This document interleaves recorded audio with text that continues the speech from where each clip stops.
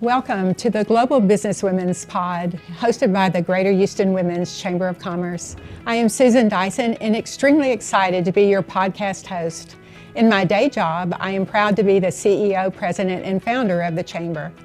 Every Thursday at 6 p.m., we will bring you inspiring stories of women who are leading in the advancement of women and girls. We will take you with us to our premier events. You will meet entrepreneurs, executives, and philanthropists who will empower and inspire you to succeed.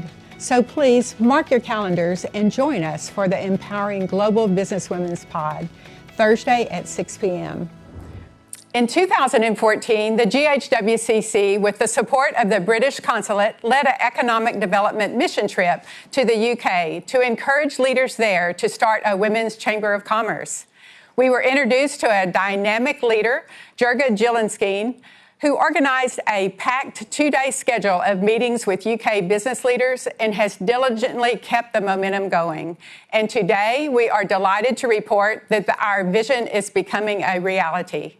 The UK All-Party Parliamentary Group has announced plans to support a national organization to support British businesswomen and women's business centers across the UK and want to use the GHWCC as a blueprint. We are beyond thrilled. And now I have the distinct pleasure of introducing my friend Jurga Zilinskiene, MBE and CEO and Business Ambassador for Guildhawk. And perhaps more importantly, today she is championing the cause for a national body to support and inspire women leaders in the UK and beyond. Jurga will introduce our international panel, Influencing the World. Thank you so very much, Susan. You are wonderful, and how wonderful to see our relationship flourish all these years. And thank you for giving us the opportunity to share our experience and obviously learn from you. And now, I would like to invite you to our panelists to introduce themselves very briefly. So first, our wonderful Andrea Leadsom, who is a former Secretary of State for Business, Energy and Industrial Strategy and Member of Parliament, and one of the Britain's top parliamentarians. She is also a working mum, I'm hasten to add. So Andrea, over to you, if you could say a few words. Thank you so much. It's the greatest pleasure to be joining you for your conference today. Thank you for having us. Yes, I had 25 years in finance before going into politics, working for Barclays and for the Investcap Group in Invesco Perpetual here in the UK. So for me, going into politics was really driven by a desire to see much better business for women, by women, with women, much greater equality and so on. As Jurga says, I've had the great honour of being the Secretary of State for Business, Energy and Industrial Strategy. Before that, I was leader of the House of Commons. Before that, I was the Department for Food, Environment and Rural Affairs Secretary of State. So I've been in politics in Parliament now for 10 years, and it's a pleasure to be here. Thank you, Andrea. And Craig, Craig is wonderful, also member of Parliament and the chair of the Women and Enterprise All-Party Parliamentary Group, which is championing Britain's women in leadership. And Craig knows why we need to engage women in business. Craig, over to you. Well, thank you so much, Jurga, and I'm absolutely delighted to be able to take part today. As he said, I'm Member of Parliament for North Warwickshire, which is just outside of Birmingham, for those of you who know the UK, and I've done that since 2015. But before that, I ran my own business. I set up my own business when I was 21 in the insurance and financial services industry. And but in Parliament, I do get to chair the all-party group on women in enterprise. And I have to say, it is absolutely my favourite part of the job, because it gives me the opportunity to work with such an amazing group of female entrepreneurs on a regular basis. And I'm a very lucky person to get that opportunity. Also in Parliament, I've served as a parliamentary private secretary for several secretaries of state in various departments, including Department for International Development, Women and Equalities, and also for the fantastic Andrea. That was my last role when she was Secretary of State for Business, Energy and Industrial Strategy. What a terrific job you're doing. Really, really great. And actually you set really strong foundations for the UK, and now we're going to flourish even further. And Melody, over to you, an inspirational business leader, and having so many fabulous instances in your career, and now the Greater Houston's Women's Chambers of Commerce inaugural pioneering Breakthrough Women. Well done, Melody. And if you could say a few words about you. Thank you. Sure, Jurga, thank you. So an engineer, came into the energy industry 42 years ago, had a fantastic career with Chevron, working all over the world, mainly in line leadership. I led the US offshore, the US onshore, the technology company. And as I retired from Chevron, I was president of Chevron's Asia Pacific Exploration and Production.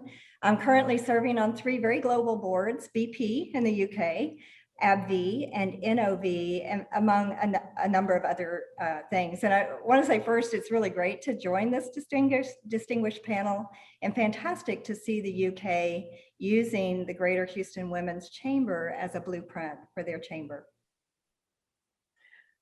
Thank you so much, Melody. And what a panel we have here today. And I'm looking forward to the next 20 minutes that we have.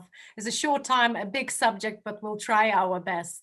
So the first question to Andrea and Craig. There was a report published by APPG Group on Women Enterprise. And the highlight of the report was that actually, if we equalized female participation in entrepreneurship, 250 billion pounds sterling can be added to the UK economy, and 28 trillion to the world economy.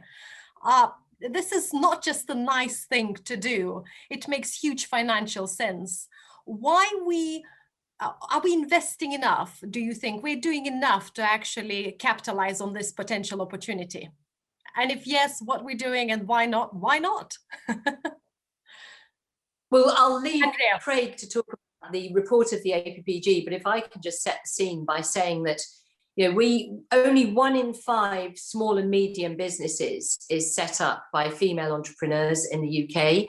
And of those, they tend to borrow about half as much as their male counterparts do. They tend to borrow for a shorter period of time. Their businesses therefore tend to be about 1/5 of the size on average.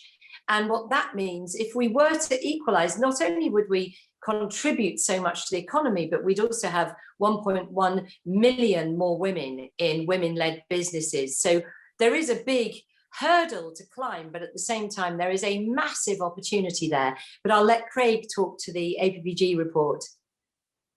Yeah, thanks, Andrea. And I think, you know, currently the situation is that female entrepreneurs in the UK contribute about 130 billion to the UK economy, but they only get around 5% of government contracts within that. But I think there has been progress. We have seen progress since 2010. But I think, unfortunately, there's been more of a focus from government on corporate and empowering boards and women boards, which is, you know, a great thing to do. But I think we saw a real turning point in 2019 when they commissioned a report. It was the Alison Rose report on female entrepreneurship, which also backed up a lot of the findings of our all-party report. Now, unfortunately, for governments around the world over the last 12 months, there's been some distractions, which has put various things off track. But I think we're very, very keen to get this back into the spotlight. And it was great to hear the Women and Equalities Minister announce recently that they're focusing on a Women Build Back Better scheme, which I think shows that there's real opportunity for this. And as you say, you know, and we said in our report, this is not just a nice thing to do. It makes incredible financial sense. And I actually think it's critical to the future of the UK prosperity, particularly as we bounce back from COVID, but also as we look to the future post-Brexit. So, but the only point I would emphasize on top of that is that I think it's not just about government doing its thing. I think it's really important that we engage with industry and with work with them to bring out the mentors and the role models, and they get into schools and really, you know, inspire and, you know, help to develop the future entrepreneurs that we know are budding to get out into our high streets and businesses. Absolutely. Thank you, Craig. And actually leads me straight into the next question, actually, to you, Craig. What is your vision for establishing the women's business centres in the UK and having a national body to deliver the transformational change that we so need? Well, one of the key findings of the All-Party Group report, which was called Pathways to Progress, was that the UK could really benefit from having women's business centres in particular, and modelling them on US business centres that we've seen work so well. I think we've got to give really careful consideration to how these can be delivered. Personally, I would favour a more hands-off from government approach and maybe more commercial approach with a lighter touch from government, because what we need to ensure is that they are agile and nimble enough to be able to deliver what we want them to and be able to adapt to regional variances. And I think, local industry is best to help to drive that. But I think they would have a very clear aim, which is to give a consistent approach to female entrepreneurship across the UK. By giving things like consistent advice and support and access to services, because we know already throughout the UK there is a huge inconsistency based on where you live. And an example of that, there was a recent survey which said 17% of women-owned UK businesses said the biggest barrier to them scaling up their business was the lack of access to a mentor, and it was you could see it was focused on certain areas. So and that was despite there being loads of schemes already out there for them to actually access. So that consistency of information is not filtering through. So what we want to do is try and stop that postcode, or in the US, I suppose, zip code lottery that we have, and just ensure that there's a level playing field for everybody to access business. Absolutely, and that mentorship aspect in business is so important. Actually, I'm one of the beneficiaries of mentorship program that was supported by the government through the Be the Business program, and actually did make a huge impact on the business. It would be great to see this at the centres. So Melody, a question to you. You have done so much work to support women throughout your career. What, in your view, corporates can do to better support gender diversity and equality? Thank you. Well, I think corporations, the biggest way we can support gender diversity and inclusion is really by having a workforce that reflects the communities in which we operate, walking the talk and having the results that back up our ambition. This was a big priority for BP as they went through the Reinvent BP transformation. Really proud to see that nearly 40% of the top 3 layers of leadership are now women, and there's always more to do. Having women progress towards parity on corporate boards is very important in the boardroom, but it really can't stop there. Corporations need to have clear ambitions with transparent reporting and accountability. They need to publish very clear diversity and inclusion reports that demonstrate their ambition, but also their progress towards those ambitions. And things like gender pay gap reporting and transparency of data is extremely important. Also, building a pipeline. Corporations must have a strong pipeline of women, female talent. And you can do that so many ways. One is just, simple monitoring the rate of advancement, ensuring diversity, and I always say in line management roles, because line management leads to the CEO and the C-suite jobs. Using search partners that identify external candidates is important. BP is real involved with 25 by 25 in the UK, which is a program aimed at increasing the number of female CEOs in the FTSE 100. And the easy stuff is, diverse candidate slates, diverse selection panels. The hard stuff is interventions to create real change. Because in the industry I'm in, the energy industry, we've used a lot of best practices, but they're not really yielding the desired results that we need. We are one of the least diverse industries. So we really need power best practices and interventions to get better understanding of where are the talent decisions really made, and how are different groups represented and how to drive change.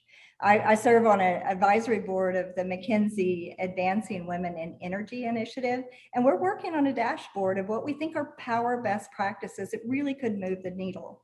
So a couple other quick things: ensuring a culture that attracts and retains women, having flexible policies, refreshed policies on advancement.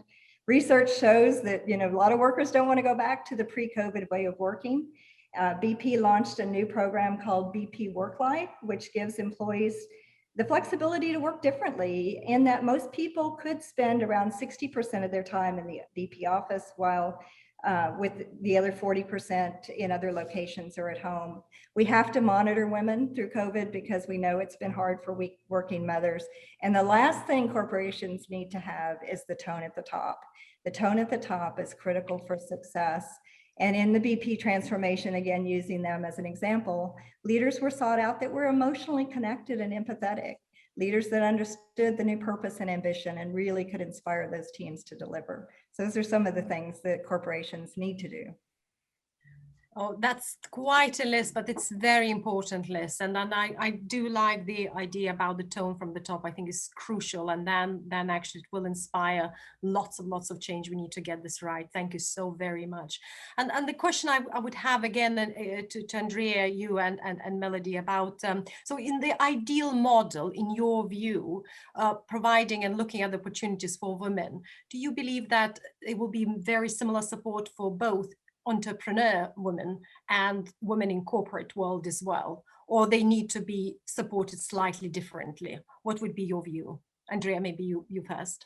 Thanks. I think this is a really interesting question, and I absolutely applaud what Melody is saying about what companies themselves can do. But actually, I think it goes much broader than that. So in the UK, we've got abysmal rates of women reaching senior positions right across the board, whether it's in finance, as you say, Melody, whether it's in energy, in politics, and therefore right across the board, we are very weak in terms of the women who are available to bring on the other women, so the role models. And so it's my view that if we're really serious about this, rather than men sort of patronizingly saying, there we are, let's sort of get a few women onto our board, or even things like the 30% club. Why 30% when women are 50.5% of the population, and the other 49.5% owe their very existence to us, don't they? They would not be here without us. So in my opinion, it goes much deeper than that. It really does require that every single person recognizes that diversity isn't just some kind of numbers game or equal opportunity. It's actually valuable to businesses to have that diversity of views. I always remember in Parliament when I was new back in 2010, we had a backbench debate amongst senior Conservative women MPs about women on boards, and there were fantastic quotes from all male boards, such things as, well, it's fantastic because we always agree and we all play golf. And is that the purpose of your company? Do you know what I mean? So that the actual diversity should be a goal in itself in order for the company and for the country to succeed. So having said all that, I do think that there are some very fundamental issues that businesses need to help women overcome. And one of those things is whether they're in businesses big or small, women are the ones, like it or not, that have the babies. And what we're finding statistically now is that young women are doing incredibly well in the UK. They do well in school, they do well as graduates, their first jobs go well, then they reach their late 20s. And for some mysterious reason, their careers fall off a cliff. And then you get female lawyers becoming call center operators because they can work 3 days a week. And therein lies the problem. So I do think that measures to retain women, to keep them in contact with the business. I mean, what woman that's sort of up to her armpits in nappies and so on wouldn't like to have a day out once a month to go and stay in contact and network with other people at her level in the business, to stay in touch, to continue the corporate and professional development and so on. And that may be something that big businesses can do, but also amongst entrepreneurial, smaller businesses, there are still ways that women can keep in contact with the business. And I think quite often we are not willing to demand that ourselves. So I think women also need to say, no, look, this is in everybody's interest that you hang on to me, and therefore you must take the steps to hang on to me. So I think, we also need to be punching harder than we do. Absolutely. I totally agree. And I think it is for large business as well as smaller business as well. And even in my business as well, I have quite a few working mothers, and more we're getting babies now, and it's great to retain that talent and support them. So Melody, what's your view in terms of entrepreneurials and versus corporate support? Yeah, so executive women in corporations and entrepreneurs need to have the same opportunities and programs as their male counterparts, and their success and their challenges need to be measured through an equitable lens. The values, diversity of thought, personality, style, experience, and in some cases those diverse attributes can be even stronger in performance. And women have to be encouraged to take the tough jobs. Starting a business is very tough. In my industry, taking the tough, often very remote assignments in line jobs leads to bigger opportunities in leadership. Earlier in my career, I worked for about 8 years on rotations in Kazakhstan and Angola, and I had 3 young children at home. It was a very unusual model, but it was very critical to my leadership development. And we need women to take those tough jobs and entrepreneurs, my goodness, that's a tough job to start up a business. But these kind of jobs lead to top leadership. And of course, role models, as Andrea said, role models are so important. We need men and women role models. I never worked for a woman in my entire career, and most of the men that worked for me had never worked for a woman before, and maybe haven't since. But I worked with fantastic male leaders who really advocated for me. But I draw tremendous inspiration from the extraordinary women that I have worked with. And so my last comment for entrepreneurs and corporate executive women is executive networking is really, really critical. Most women are the only woman in the room, and that external networking with their peers through Greater Houston Women's Chamber, Advancing Women Executives in Energy, Women Corporate Directors, whatever it is, there's a lot of great organizations, but there is a real way to learn from that networking. Yes, and probably Melody, just briefly about your views on STEM, because I'm cautious a little bit of time, and I know we have a few more questions to go through. So in terms of STEMs, whilst we add this flow of this beautiful conversation. Well, as a young engineer, STEM has to start early. We have to focus for girls in junior high, and we have to get them from junior high to high school to college. And then when they get in their careers, we've got to get them to stay with it, because STEM jobs, and one of the things that is hard to do with young girls is to get them to understand how great these jobs are. I mean, they are cool, fun, big impact, really exciting. So we need more role models, because there are so few in some of these STEM roles, to make sure that we're inspiring girls early, giving them internship opportunities, encouraging them to stay with it. There's so much we can do in STEM. And we need to invest, all of us need to invest our time and talent towards inspiration. Absolutely. We need more women engineers and artists and financiers. Absolutely. So Andrea, in terms of the financial side of it, I have a question for you. I would like to ask, in terms of the access to the finances and the capital for women, it's perhaps the biggest obstacle for female entrepreneurs and business owners to grow their businesses. What are the opportunities, or what provisions can be given to businesses to owned by women to attract investment, low interest loans, for example, or angel investment or venture capital? I mean, that there is no easy answer to that question. And, the statistics are appalling, really. Something like 1% of venture capital goes to female-led businesses. And as we said earlier, women tend to borrow less and for shorter periods of time. They don't tend to want to put their home up as collateral for understandable reasons. So there are no easy answers to this. But what I do believe is absolutely key is partly the role models. So seeing other women who've done it and made a success of it.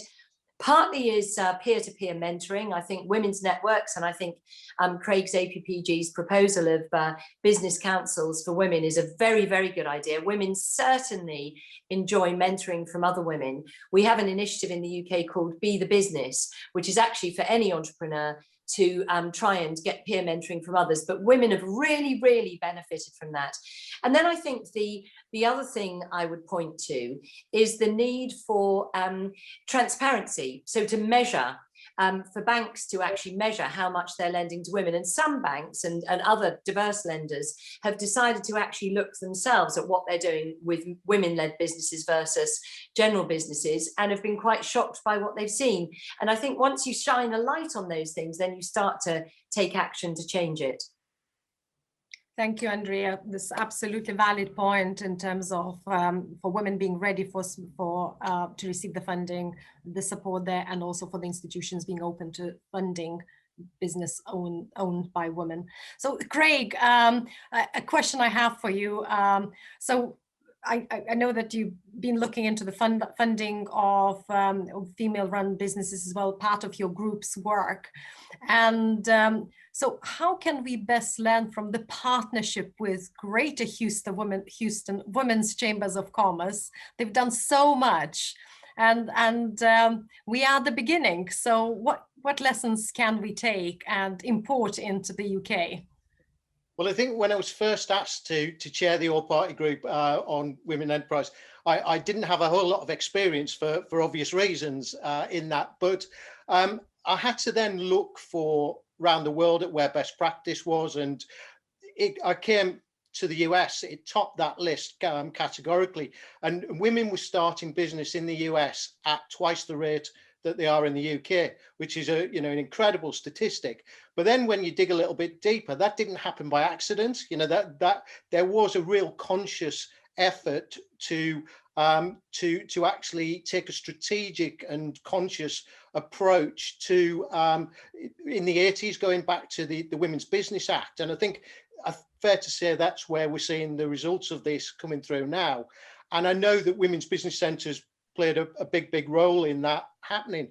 So when I was looking at best of best practice, it brought me eventually to the Houston Women's Chamber of Commerce in terms of what they were doing. And you saw the incredible work that they were doing, the suite of programs that they were offering their women in the area.